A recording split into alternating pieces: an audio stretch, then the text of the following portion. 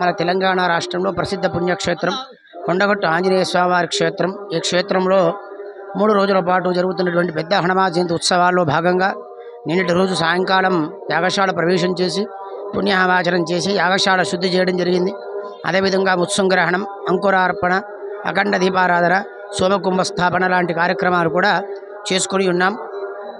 ఈరోజు ఉదయం పూట భద్రాచల సీతారామచంద్ర స్వామివారి యొక్క దేవాలయం నుండి స్వామివారి యొక్క శేషవస్త్రాలు, స్వామివారి యొక్క ప్రసాదాలు, అదేవిధంగా స్వామివారి యొక్క శేషమాళికలు కూడా తీసుకొని రావడం జరిగింది. ఆలయ కార్యనిర్వహణాధికారి రమాదేవి గారు, అక్కడి ఉప ప్రధాన అర్చకులు శ్రీమాన్ శ్రీ అమరవాది గోపాలకృష్ణమాచార్య స్వామివారి వారి యొక్క బృందం కూడా రావడం జరిగింది. మేళతాళాలతో, డప్పులు, వాయిద్యాలతో, రకరకాల నుండి కళా బృందాలతో ఆ భద్రాచల రామచంద్ర స్వామివారి శేషవస్త్రాలు కూడా ఎదుర్కొని స్వామివారి సంధిలో స్వామివారికి అప్పచెప్పడం జరిగింది. అదేవిధంగా మన దేవాలయంలో కూడా స్వామివారి సన్నిధిలో పుణ్యాహవాచనం, దీక్షా స్వీకరణ, రక్షాబంధనం తదితర కార్యక్రమాలు చేసుకుని యాగశాల ప్రవేశం చేసుకోవడం జరిగింది. ఇక్కడ అరుణీ మదనం అంటే ఒక చెక్కను రాపిడి చేసి జ్వాల మంటను తీయడం, తద్వారా వచ్చినటువంటి నిప్పు ద్వారా హోమగుండంలో ప్రతిష్టాపన చేసుకొని 3 రోజుల పాటు వివిధ రకాలైనటువంటి హోమాలు కూడా రామాయణ, భారత, భాగవతాలు, ఇతిహాస పురాణాలు, ఋగ్యజు, సామ, అతరణ వేదాలు, విష్ణు పురాణము, సుందరాకాండ తదితర యొక్క పారాయణాలు కూడా ఈ 3 రోజులు జరుగుతాయి. ఈ 3 హోమగుండాల్లో కూడా ఒక చోట మహావిష్ణువుకు సంబంధించిన మూలమంత్రాలు, అదేవిధంగా సుదర్శన శతకం లాంటి శతక పారాయణాలు హోమాలతో జరుగుతాయి. మరొక గుండంలో ఆంజనేయ స్వామివారి ప్రీతి కొరకు రామరక్ష, సుందరాకాండ హవనము, మన్య సూక్త హవనము, పంచముఖి వీరనమితి కావచ్చు వివిధ మూలమంత్రాల హవనాలు జరుగుతాయి. మరొక చోట ఇక్కడ ఉపాలయంలో మహాలక్ష్మి అమ్మవారు ఉంది. లక్ష్మీ అమ్మవారి యొక్క సంబంధించినటువంటి శ్రీ సూక్త హవనం కానివ్వండి, అదేవిధంగా మూలమంత్ర హవనాలు, చండీపాఠం లాంటి కార్యక్రమాలు కూడా జరుగుతాయి.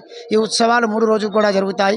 కాబట్టి విశేషంగా భక్తులు హాజరయ్యి స్వామివారి దర్శనం చేసుకొని స్వామివారి అవ్యాజమైనటువంటి కృపకు పాత్రలు కావాల్సిందిగా కోరుతున్నాము. శ్రీ కొండగట్టు ఆంజనేయ స్వామివారి పెద్ద జయంతి ఉత్సవాలు, హనుమాన్ జయంతి ఉత్సవాలు ఈ రోజు నుంచి 3 రోజుల పాటు అత్యంత వైభవంగా నిర్వహించుటకు జరుగుతున్నది. ఈ సందర్భంగా ఈరోజు భద్రాచలం దేవస్థానం నుంచి కార్యనిర్వహణాధికారి మరియు అర్చకులు, వేద పండితులు శ్రీ స్వామివారికి పట్టు వస్త్రాలు సమర్పించినారు. ఈ సందర్భంగా వివిధ కళా బృందాలచే శోభాయాత్ర అత్యంత వైభవంగా నిర్వహించడం జరిగింది.